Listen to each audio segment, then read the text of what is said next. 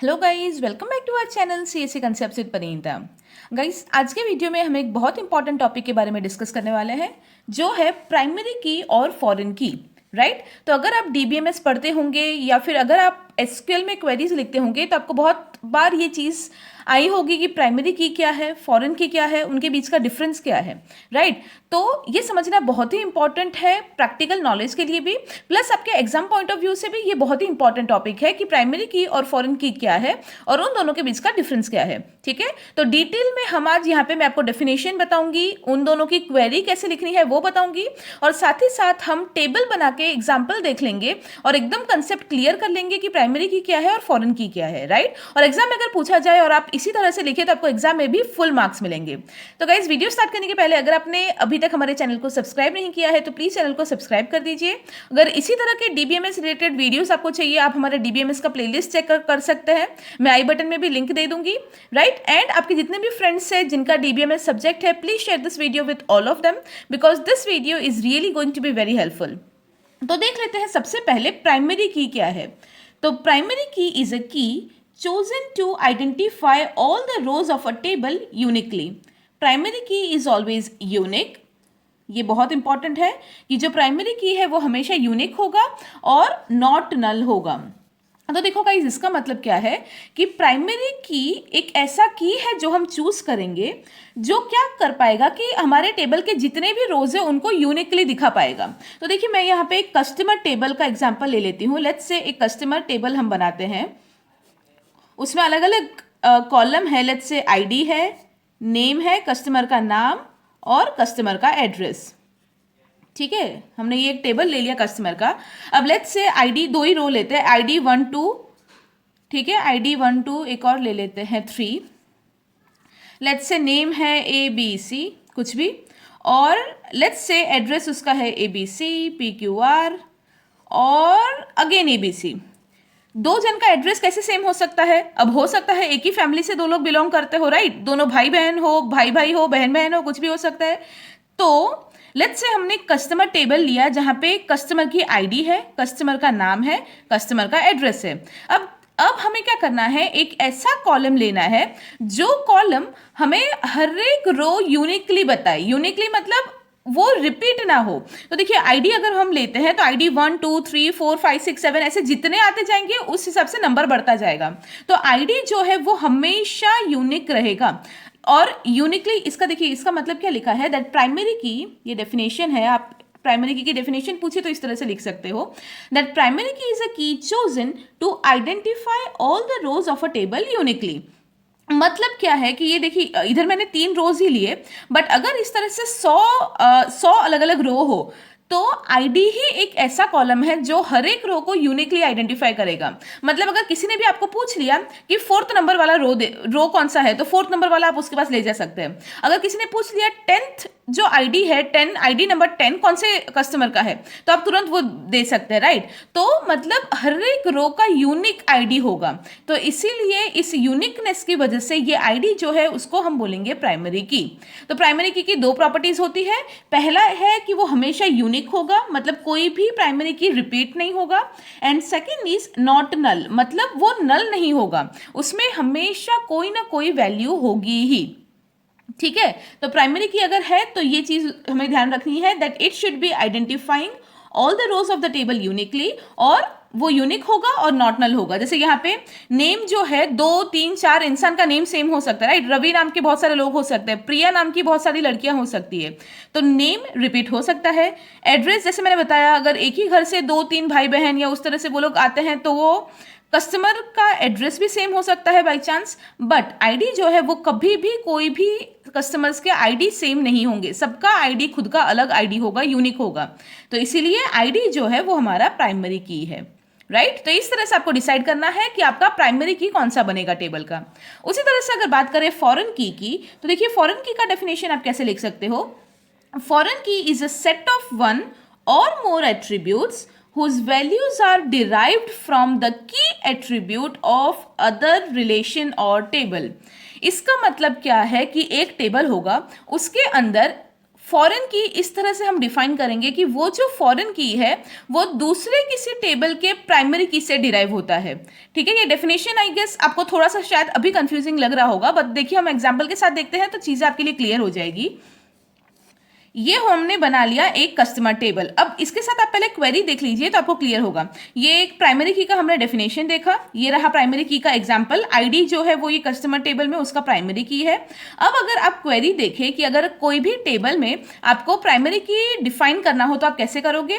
Create table table name, वो तो आपको पता ही है, जनरली क्रिएट की जो हम क्वेरी लगाते हैं, मतलब आप नया टेबल क्रिएट कर रहे हो कस्टमर, तो क्रिएट टेबल टेबल नेम, फिर आईडी, इंटीजर, नेम, वेरकेयर, मतलब जो भी आपको फील्ड्स देने हैं वो सारे फील्ड्स आप 2, 3, 10 जो भी फील्ड देने हैं वो आप दे दोगे।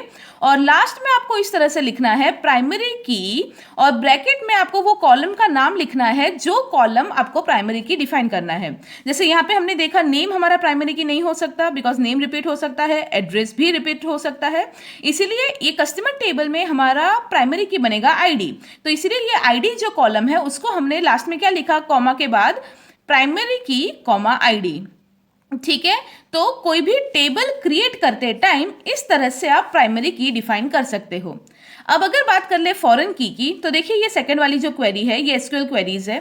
तो सेकंड वाला क्वेरी किस तरह से हमने लिखा है, create table table name, again पहला जो था वो कस्टमर टेबल था, अब जो है हम ऑर्डर्स नाम का टेबल बना रहे हैं। ठीक है, तो create table table name that is orders, अंदर अगेन उसके सारे column, ID, int, date, date time, amount double, customer ID, मतलब ये जो उसके कॉलम थे वो हमने लिख दिए। अब देखिए यहाँ पे ये मेन है कस्टमर आईडी इंट रेफरेंसेस, ये वर्ड बहुत इंपॉर्टेंट है, customer ID int references customer ID.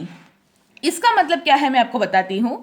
पहला तो हमने एक कस्टमर टेबल ले लिया था इस तरह से जिसमें कॉलम्स थे आईडी, नेम और एड्रेस। अब हम क्या कर रहे हैं सेकंड वाले क्वेरी में कि एक ऑर्डर्स नाम का हम टेबल बना रहे हैं। देखिए यहाँ पे हम बना ही लेते हैं कि एक ऑर्डर्स नाम का हम टेबल बना रहे हैं। अब हम क्या कर रहे हैं कि ये ऑर्डर्स नाम का जो टेबल है उसके अंदर कौन से कॉलम है, पहला है आईडी, तो हमने एक ले लिया आईडी। सेकेंड है डेट, तो एक हमने कॉलम ले ली डेट की। फिर है हमारे पास अमाउंट, तो एक हमने कॉलम ले लिया अमाउंट का।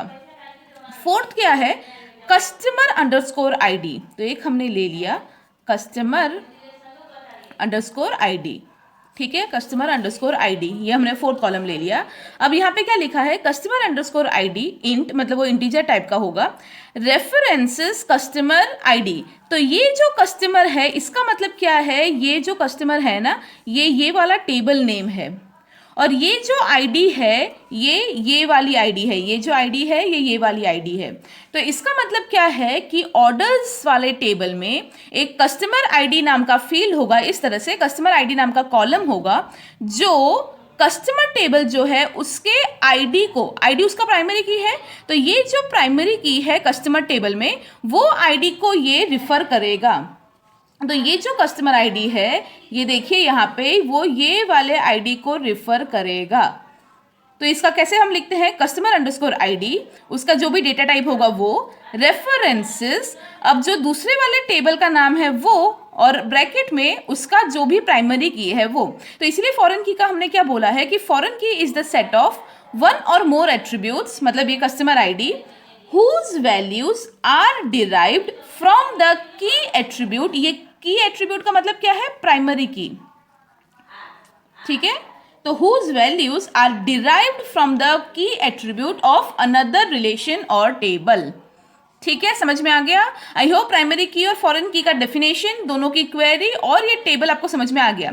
अब फॉरेन की का मैं थोड़ा और आपको एक्सप्लेन कर देती हूँ। फॉरेन की में क्या लिखा है, देखिए, फॉरेन की is the set of one और मोर attributes whose values are derived from the key attribute of another relation or table। तो उसका मतलब क्या है, जैसे मैंने आपको बताया, ये कस्टमर आईडी जो है ये वाला कॉलम ये वाले आईडी को रिफर करेगा। अब रिफर करने का मतलब क्या है कि ये कस्टमर आईडी जो कॉलम है ना उसमें वही वैल्यूज आ सकते हैं जो वैल्यूज ये वाले आईडी में ऑलरेडी प्रेजेंट हो। समझ में आ गया। ये पॉइंट बहुत इंपॉर्टेंट है गाइज, ये याद रखना। बहुत सारे स्टूडेंट्स इसमें मिस्टेक करते हैं। आप ये समझ लो कि जो हमारी फॉरेन की है, ये जो कस्टमर आईडी है ये बन गया हमारा फॉरेन की। ठीक है, फॉरेन की ये जो आईडी है ये हमारा है इस टेबल का प्राइमरी की। तो ये जो फॉरेन की है ना, ये फॉरेन की हमेशा वही वैल्यूज ला सकती है जो उस प्राइमरी की में अवेलेबल है।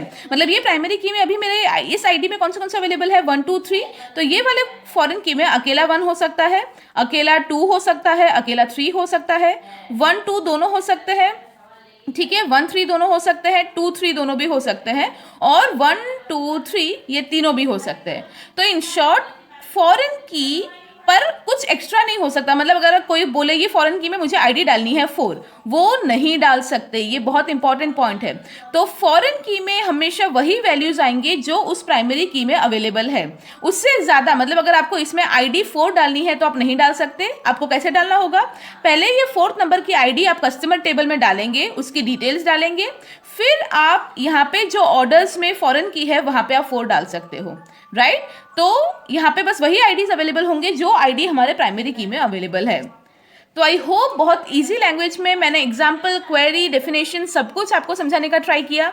आई होप अब आपके दिमाग में बिल्कुल क्लियर होगा प्राइमरी की और फॉरेन की क्या है, किसे कहते हैं, राइट। तो अगर आपके पास कोई भी क्वेश्चन है, कोई भी डाउट है, आप प्लीज़ कमेंट सेक्शन में पूछिए, मैं डेफिनेटली आपको उसका जवाब दूंगी। और प्लीज़ इस वीडियो को अपने सारे फ्रेंड्स के साथ शेयर कीजिए ताकि ये कंसेप्ट सबका क्लियर हो जाए। Thank you so much.